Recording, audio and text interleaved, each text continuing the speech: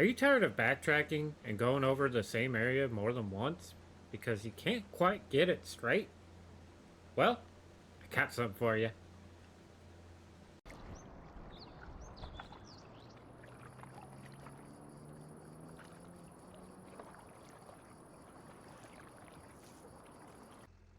Okay, maybe I over exaggerated just a little bit there just to kind of show it. But we do have a new feature called Steer Assist that kind of helps keep your lines a little straighter, even though the field's got some shape to it, right? Well, let's check out how it works. So, as you can see up here in the help menu, we have a couple nice little options called Activate AI Worker and Mode AI Worker. So, the first thing we want to do is change from AI Worker to Steering Assist. And to do that, you use your higher button. Well, you don't just tap it. If you tap it, it's going to send a worker because we're in AI Worker mode. We want to change that. So we hold it so that we can change it. And it'll open up a beautiful menu. Look at that. Already detects the field and shows us everything it's going to do. It's perfect. Okay. We don't want AI Worker. We want Steering Assist. And we could pretty much just leave all this default. And you can turn the lines on or off. I like the lines on so I can kind of see what's going on here. You've got your working width. Auto, if it's not detecting your header correctly, then you can adjust if needed, but in most cases it'll detect it properly. We'll see what happens when we put some mods at it, but for now we're good, right? Headlands, you can pick how many headlands you want it to do, so it'll do your headlands first. For harvesting, you want to do your headlands first because you don't want to kill any crop trying to get to the middle area, right? And then you can do your back and forths or whatever. Okay, and then your work direction.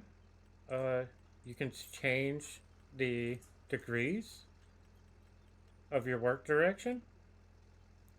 And you see this little arrow here, that kind of gives you an idea of which direction that's going to go.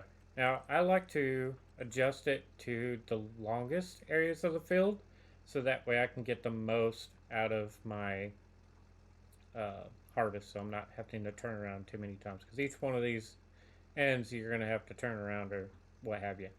So you can kind of play with it and find the angle that works best for you, that you have the less turnarounds for. That one actually doesn't look too bad there. You got a couple up here, but yeah, so you can play with that and kind of get how you want it.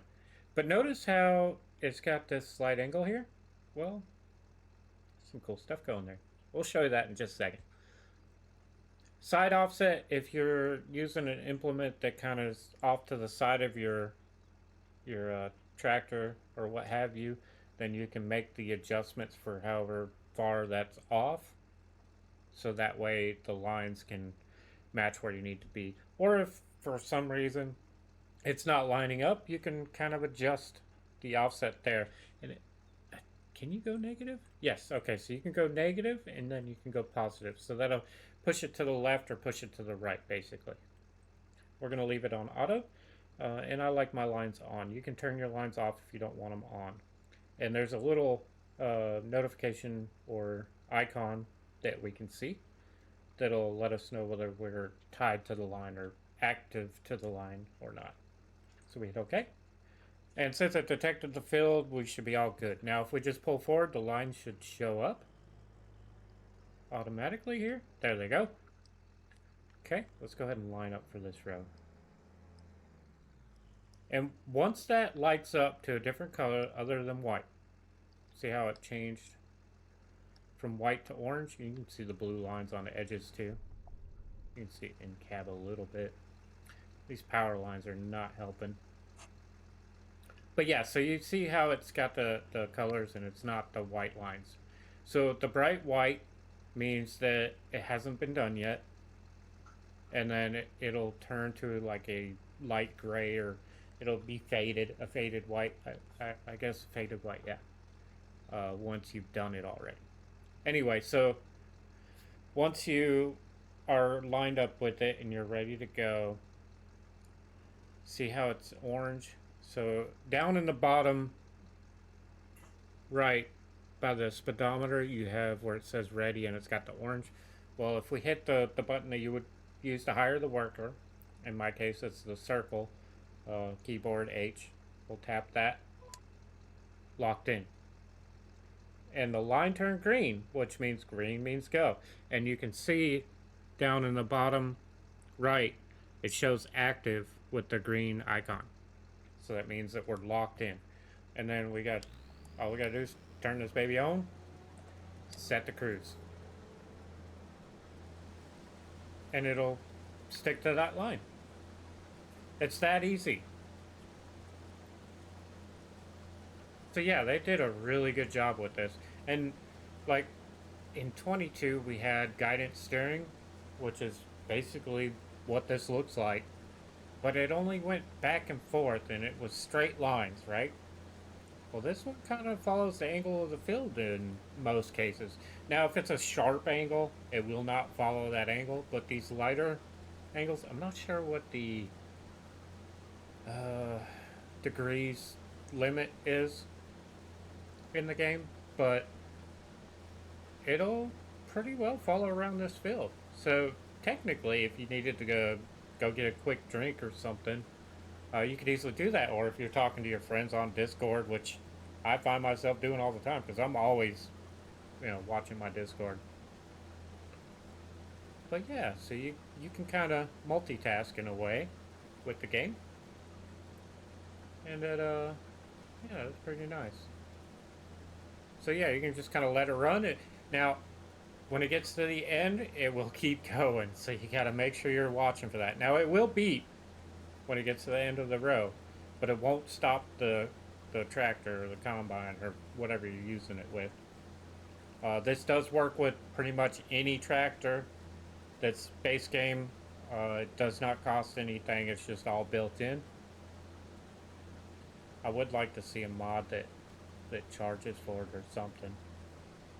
Because I feel like if you're going to retrofit GPS into a tractor, it's going to cost you a little bit of money, right? But yeah, so if you don't stop it, it'll go on to the next field. So don't fall asleep when you got your GPS active here, because you're going to end up across the map. The only thing that's going to stop you is an object, right? So we'll go ahead and finish up here and listen for the beep. You hear that? That was our warning. It was kind of quiet. And see, it'll go right through the road. So yeah, you definitely don't want to. Oh, oh. Let me get out of the way here. You definitely don't want to fall asleep in the wheel. You'll end up hitting something. Yeah, so it does a real good job. You can do the headlands and just follow the lines. Let's get it lined up here. See, it's wanting to snap to that one because I'm facing that one the most.